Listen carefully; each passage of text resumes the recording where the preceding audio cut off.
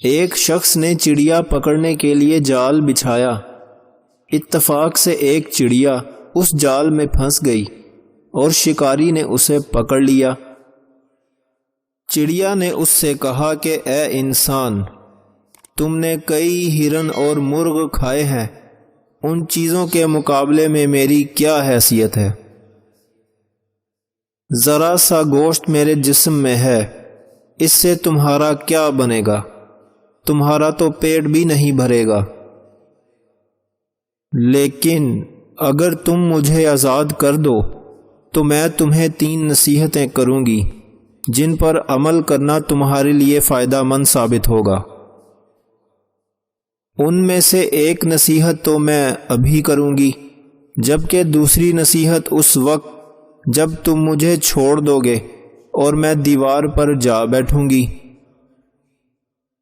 اس کے بعد تیسری اور آخری نصیحت اس وقت کروں گی جب دیوار سے اڑ کر سامنے درخت کی شاخ پر جا بیٹھوں گی۔ اب اس شخص کے دل میں تجسس پیدا ہو گیا کہ نہ جانے چڑیا کیا نصیحتیں کرے گی۔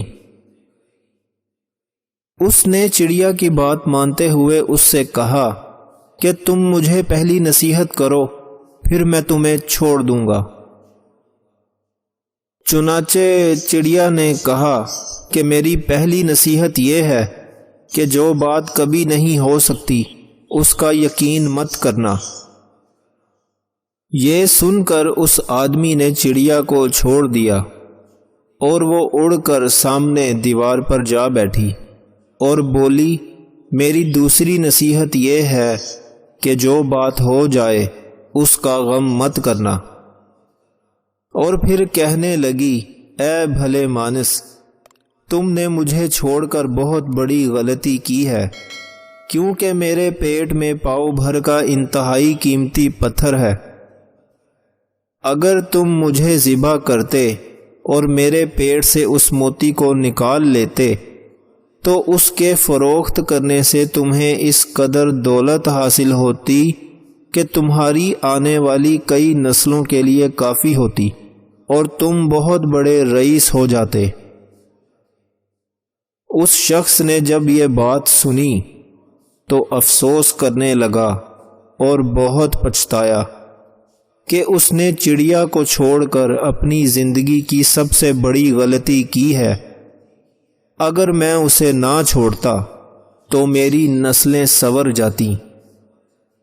چڑیا نے اسے اس طرح سوچ میں پڑے دیکھا تو اڑ کر درخت کی شاخ پر جا بیٹھی اور بولی، اے بھلے مانس، ابھی میں نے تمہیں پہلی نصیحت کی ہے جسے تم فوراً ہی بھول گئے کہ جو بات ناممکن ہو، نہ ہو سکنے والی ہو، اس کا یقین ہرگز نہ کرنا۔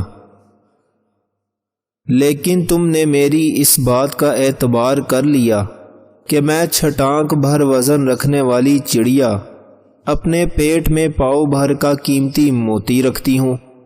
کیا یہ ممکن ہے؟ میں نے تمہیں دوسری نصیحت یہ کی تھی کہ جو بات ہو جائے اس کا غم نہ کرنا، مگر افسوس کہ تم نے میری دوسری نصیحت کا بھی کوئی اثر نہیں لیا اور غم و افسوس میں مبتلا ہو گئے کہ خام خواہ چڑیا کو جانے دیا۔ تمہیں کوئی بھی نصیحت کرنا بالکل بیکار ہے۔ تم نے میری پہلی 2 نصیحتوں پر کب عمل کیا جو تیسری پر عمل کرو گے؟ تم تو نصیحت کے قابل ہی نہیں۔ یہ کہتے ہوئے چڑیا پھر سے اڑی اور ہوا میں پرواز کر گئی۔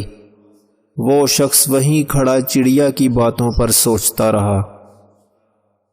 دوستو، وہ لوگ بہت ہی خوش نصیب ہوتے ہیں جنہیں کوئی نصیحت کرنے والا ہو۔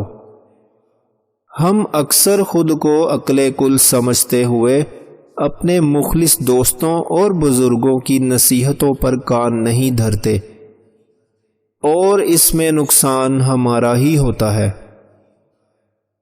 دوستو، جن کی زندگی میں کوئی نصیحت کرنے والا نہیں ہے، اس شخص کی مثال ایسے باغ کی طرح ہے جس باغ کا کوئی مالی نہ ہو اور وہ مالی کے بغیر ویران ہی رہتا ہے۔